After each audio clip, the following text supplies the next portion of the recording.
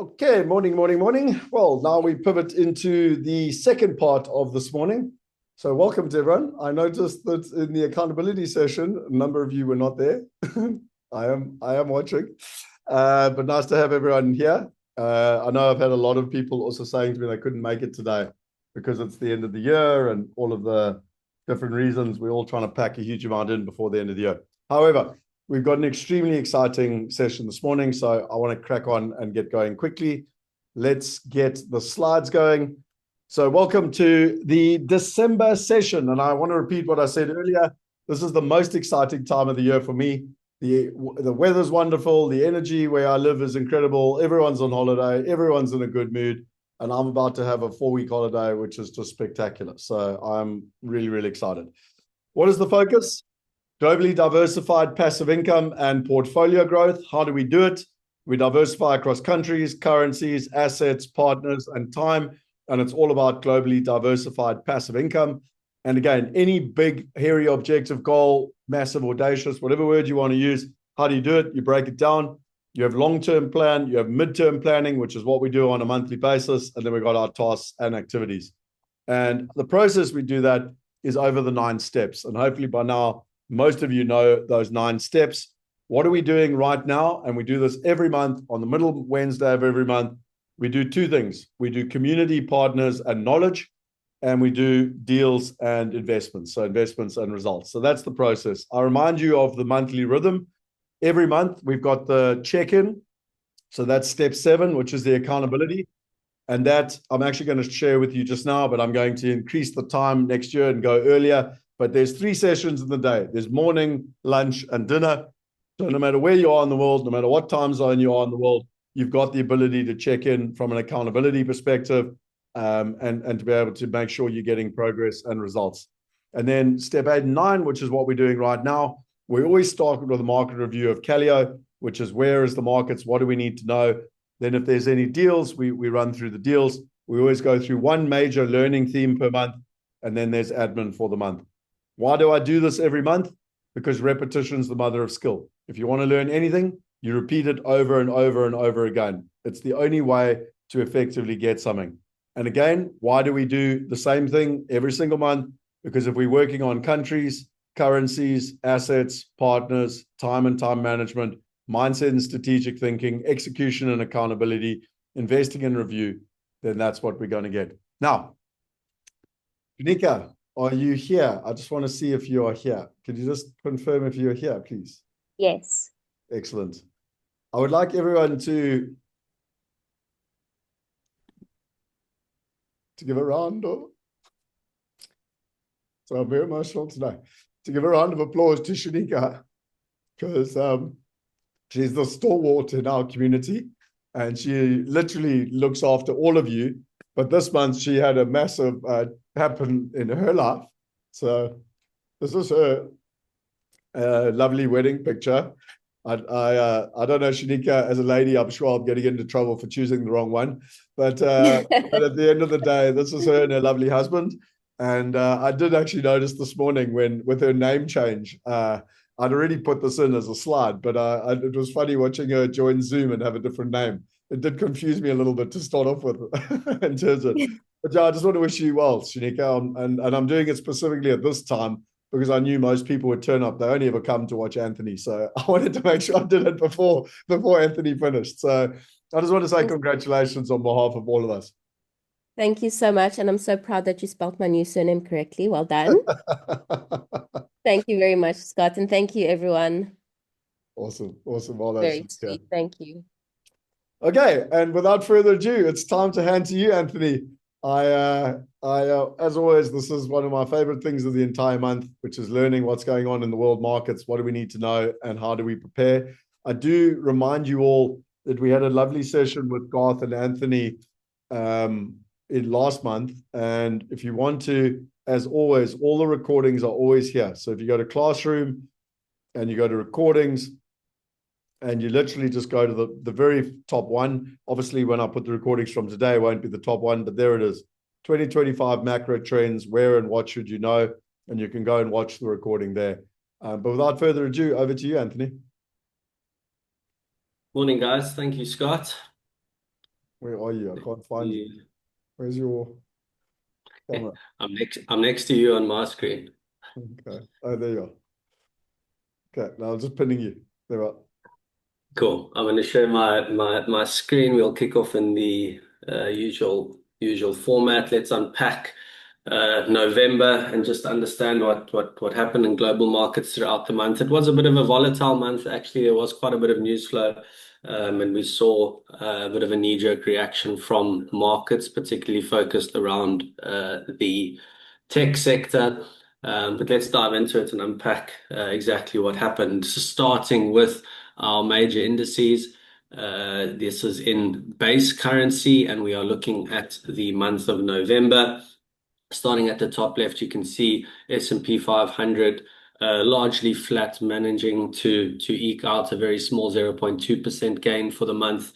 The DAX, which is the German index, on the back foot, down 0.5% in euros. The FTSE 100, our UK 100 biggest companies, finishing the month also slightly positive at 0.4% in pounds. Nasdaq taking the brunt of the volatility throughout the month, down negative 1.6%.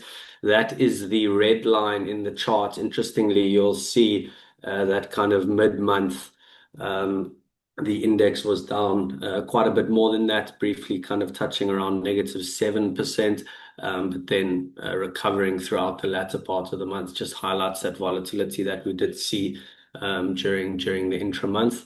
Our Chinese indexes also on the back foot, down 1.7 and 0.3% respectively. Australia down 2.7%, and the Russell 1000, which is a broader S&P 500, also largely in line with the S&P 500, up 0.2%.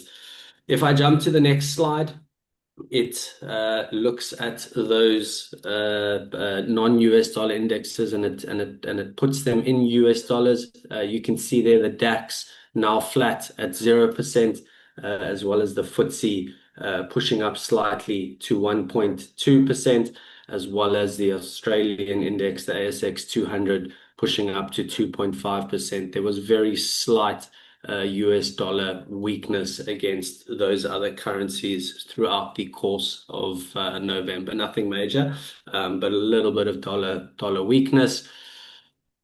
Understanding what that looks like on a year-to-date view. So in other words, running from the 1st of Jan 2025 up until the 30th of November 2025, again starting in base currency. You can see the S&P 500 still handsomely up 17.8%. The DAX in euros up 19.7%. FTSE having a strong year, up 23% in pounds. Nasdaq just shy of 22%, despite that volatility that we saw throughout November. Still a very strong return coming from the Nasdaq. China up 16 and 33% respectively. Australia up 8.9%, and the Russell 1000 up 17.4%. As we all know, when you convert that to US dollars, the European indexes get a bit more attractive based off that dollar weakness that we saw at the start of the year. DAX up 34%, FTSE 100 up to 30% in US dollars, and our Chinese indexes 1933 respectively, as well as Australia up 15.4%. Strong year so far. I think that's very evident across the board. There was definitely money to be made, no matter where you were positioned. So really good to see that good solid return coming through for 2025. Obviously, still 1 month left, but as things stand, it is looking quite attractive. Moving over to our Smarty Box. Interesting movements throughout the course of the month. November is on the far right-hand side. We can see commodities moving into the top place there with a 3.2% gain. Value, which has been a bit of a quiet style over the last couple of months, really taking a step forward.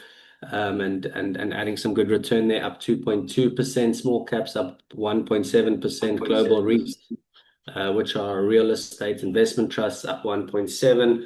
Developed market equities, as a result of that large tech component, sitting at 0.3%. Global aggregate, which is our bond market, up 0.2%. And no surprise there to see growth on the back foot, down 1.3%. Your growth sector is more exposed to technology type businesses. And as we saw there with the NASDAQ, there was a bit of volatility in that space throughout the course of November. And then emerging markets also taking a little bit of a breather over the course of November, down 2.4%. Jumping a column to the left, looking at the year-to-date numbers, you can see there emerging markets still very handsomely ahead there at just over 30% growth, still occupying the second spot there despite this intra-month volatility, up 21.4%. Developed market equities, as a result of that large growth component, up 20%. Value notching higher, up 19.5%. Small caps at 19.3%. Commodities 16.1%. Global REITs starting to get some good traction there, up 9.7%, and bond markets up 7.9%.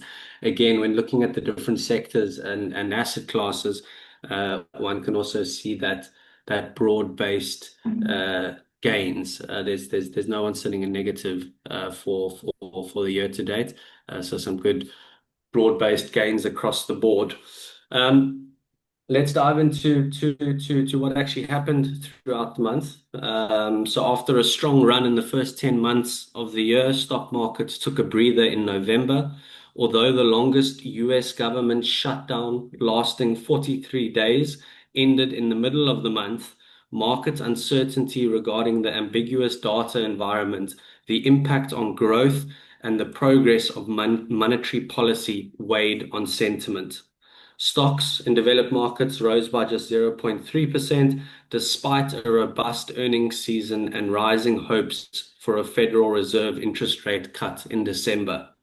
Excellent quarterly results from Nvidia failed to allay concerns about high valuations and fears of overly optimistic profit expectations surrounding the AI ecosystem.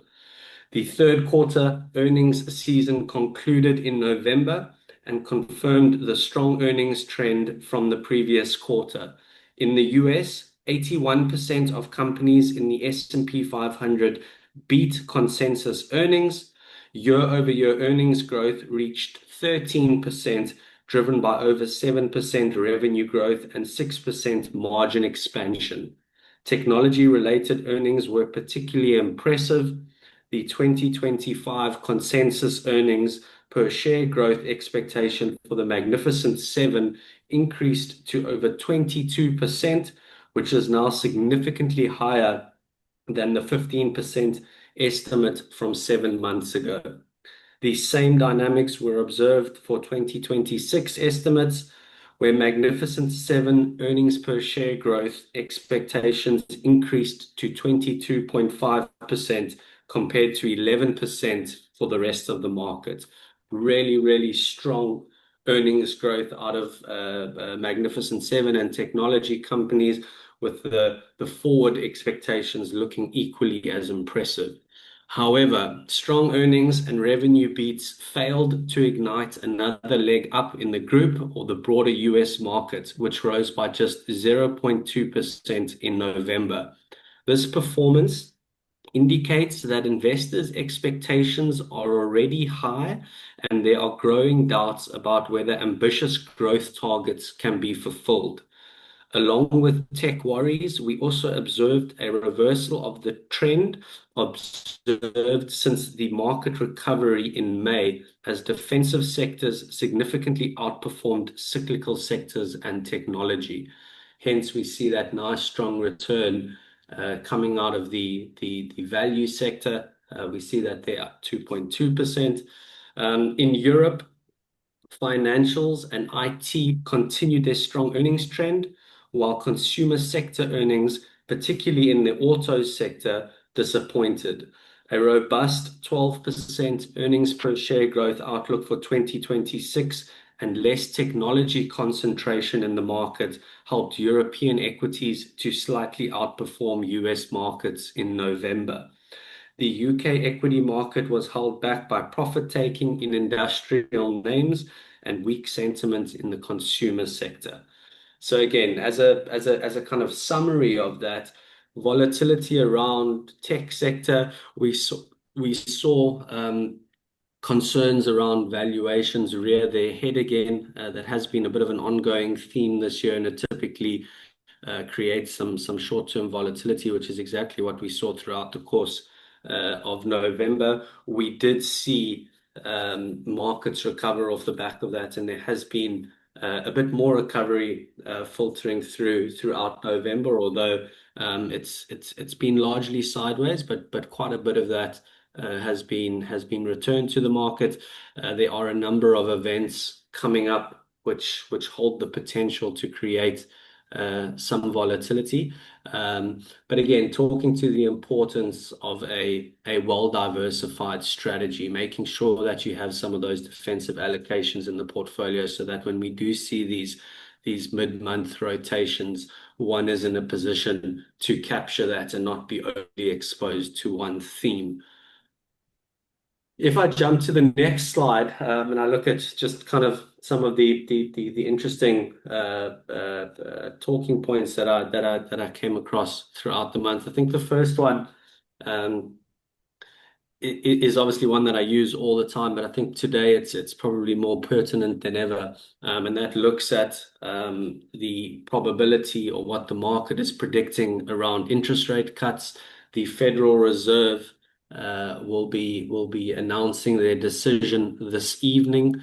And as you can see, the market is pricing in an 89.2% probability of a further 25 basis points interest rate cut, whereas 10% are feeling that rate won't be cut. So as I said, the consensus is for an interest rate cut. But once again, a lot of the attention will be placed around the tone and the direction post the decision. So a lot of it is going to boil down, a lot of the market movement will boil down to the comments post the actual announcement. The market has already priced in an interest rate cut, but it's going to be interesting to see how Jerome Powell navigates that decision and the guidance that he provides afterwards. That is definitely going to be a market moving event, keeping in mind that the Federal Reserve is a little bit on the back foot, I'd say, in terms of their line of sight to data, given that 43-day government shutdown. Over that period, they were only able to get access to some sets of data, as opposed to the full kind of war chest that they typically used to seeing and making decisions off the back of. So importantly, it'll be interesting to understand how he navigates that and the guidance that he provides.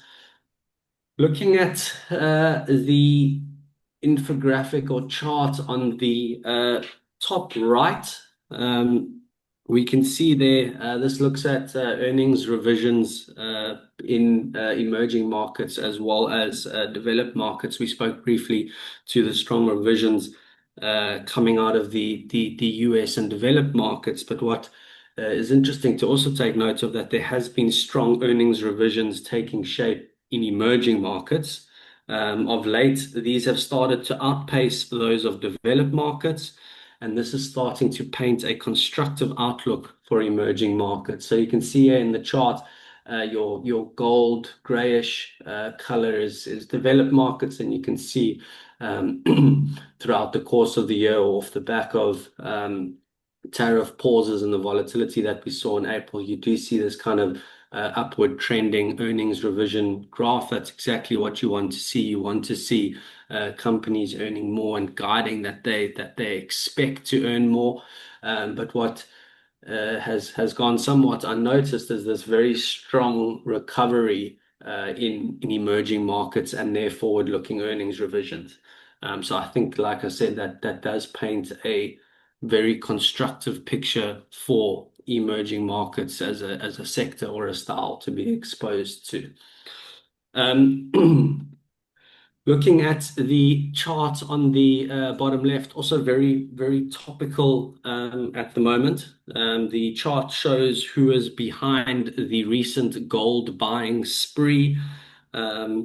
As you can see there, the chart is separated between G7 and Western Europe, as well as non-G7 and non-Western Europe countries, ultimately kind of painting a picture of developed markets versus emerging markets.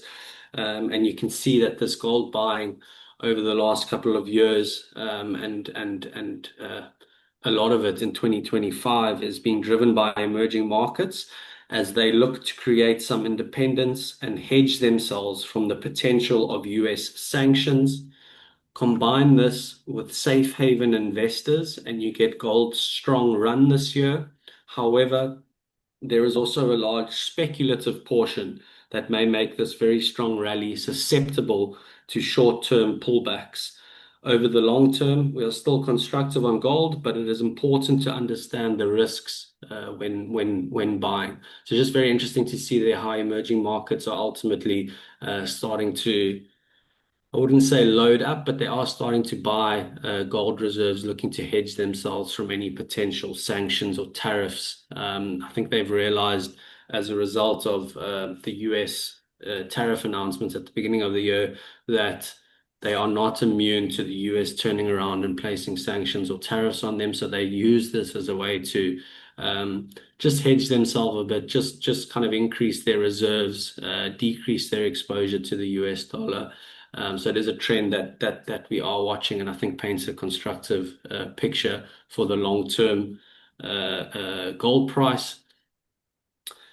Lastly, bottom right, another interesting chart. I think it talks to AI and perhaps some conversations that you guys may have been having, whether it's as a group or with friends.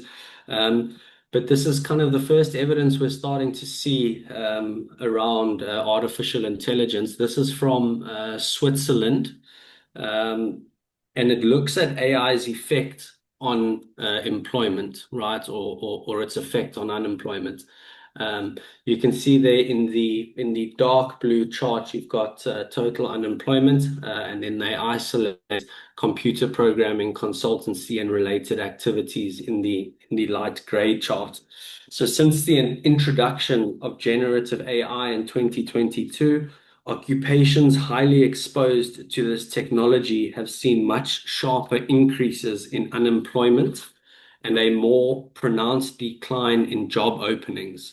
Programmers and software developers are among the most affected, with younger employees being particularly impacted. So you can see there that there has been a meteoric rise in unemployment in that sector, and ultimately what they're saying there is AI is able to do that job for those companies, right? They don't need to hire junior software developers and things like that because AI can take over a lot of that workload. Ultimately, from a business perspective, that business is likely to become more profitable. It sheds costs around employees, and that generally trickles straight to the bottom line. I saw another chart a while ago where it looked at the cost of AI relative to the cost of a junior hire, someone kind of fresh out of varsity. And as you can imagine, the costs of running these AI models are significantly cheaper than hiring someone. So just an interesting trend, and we're obviously now, as the cycle starts to move and it starts to gain a bit of traction, one's able to start getting more and more reliable data, and you can start to draw these type of conclusions. Yeah, just thought that was what was interesting. And that is me. Awesome. Anthony, thanks so much. I just want to say we're going to talk a lot about AI today. In terms of it's well, put it this way, a comment I literally said to someone yesterday is, I don't know where I'm going to have a job in 5 years, because quite frankly, it's unbelievable. Like what you can, I'll share more about it just now, but it's unbelievable what you can and can't do. And it's sort of like all of us. I mean, I hope everyone, understands this already. But if you don't go with AI, like, you're literally going to be redundant. Like, I don't care what you do. Derek's a farmer. like he's using AI to plant crops, as an example. Literally every single person is. There's a couple of comments and questions here, and I just wanted to show everyone a quick tool, and then I'll come back to you for questions, Anthony. But if I come here and I go down to resources, I just remind everyone that everything is always back to the platform. So you go here, you go to classroom, and you go to start here, and then you go to resources. And in resources, there's cheat sheets. So there's on how to read the market summary on a monthly basis. So that's basically what Anthony's just taken us through. There's also the investor language and risk profiling, so you can go read that. But if you just go to this cheat sheet, it basically explains the lingo of what Anthony just spoke about. So it talks about the structure and how this works. It talks about the different asset classes. It talks about the market indices, etc. So I just wanted to share that quickly. Because I saw there were a couple of questions coming in. And then Tracy just asked a question, which I do think is relevant. Talk a little bit just about the government shutdown and just sort of what that means. I mean, in simple terms, my understanding is that they keep hitting a debt ceiling. Everyone in America says we're not going to approve it. So then they don't have any money to pay the government employees, but everyone knows they are going to approve it. So it's just a argy-bargy and causes a bit of frustration. But then they basically increase the debt ceiling, and then it's life as normal. But it creates a month or more. It's happened many times where like nothing happens, no one gets paid. Yeah, spot on. It's usually some kind of political flex as well, just to kind of show the power that the president has. So yeah, I mean, you summarized that there spot on, Scott. Pretty much everything shuts down. Government employees don't go to work until it's resolved, until they're told to return back to work. Yeah, perfect. And then Tracy asked the difference between emerging markets and developed markets. In simple terms, it's the first world, England. I don't, they politically correctly, you're not allowed to say that anymore, but it's the first world. It's England, America, Australia, Europe, whatever. And then emerging markets is China, Asia, South America, Africa, etc. You can go into a bit more detail, but in simple terms, it's the third world, which we are referred to as us Africans, and the first world, the old British colonists in terms of all of that. Then Archie made a comment here, which is a good reminder, actually, Anthony. You are due for a Christmas present, aren't you? Coming in January. Your child is on its way. Yeah, I am. So Archie was just asking if Santa Claus was coming in December for you. And then Chaz said, do you think the emerging market trend is likely to continue in 2026, or has it peaked? Yeah, I think emerging markets have legs. These I think what we saw in 2025 was an early sign of what could come. So I don't think that has peaked. And I think that there is a trend that can continue, most definitely. Excellent. And I think for today, to remind everyone, you and Garth did a great session back 3 weeks ago when we looked at the whole year in review 2025, and you also kind of look forward in terms of the trends going into 2026. So I don't think there's a purpose in repeating that all over again. I do think that one thing that's important is that just the last question I'd have for you is that over this period now, sort of December through to January, as an investor, what would you recommend that anyone should or shouldn't be doing between now and, let's say, the middle to end of January, in general terms, just with general, what happens over these times generally? What would you be advising kind of your typical family office client? What are you kind of telling them to do? Yeah, I think at this stage you don't want to be chasing returns. So you don't want to kind of be chasing what the year has already given you. I think a lot is going to depend on what we see out of the Fed tonight in terms of future returns. Will we see some volatility throughout this period? Potentially. I think there is, I wouldn't say a high likelihood, but there can typically be a bit of volatility around this period. People starting to rebalance and reshuffle portfolios can typically create a little bit of volatility. If I had cash, I would probably be waiting for some of that volatility and looking to potentially pick up something slightly discounted. If I was fully invested, I certainly wouldn't be selling overly aggressively to create that liquidity. So I think it's one of those wait and see type periods. Liquidity and volume can typically decrease quite a bit over this time as a lot of people take some time off away from their computers. So again, that can create its own dynamic in the market. So I think to kind of sum that up, what would I be doing? I would probably be doing nothing, in all honesty. But I would be in a position where, if presented with an opportunity, one could act on it.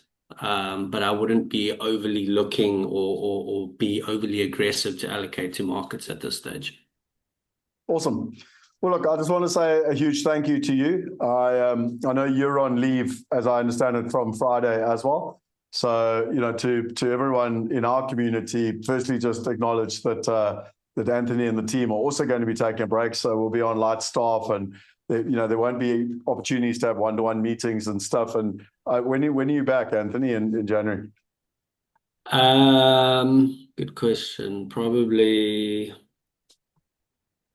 should we say the 12th of Jan? Okay. Yeah. Probably around there.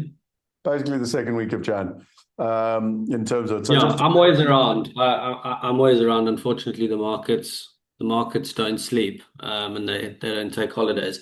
So I am around, but obviously just looking to dial back a bit. Yeah.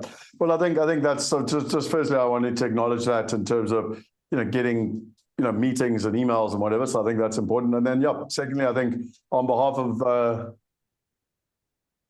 sure.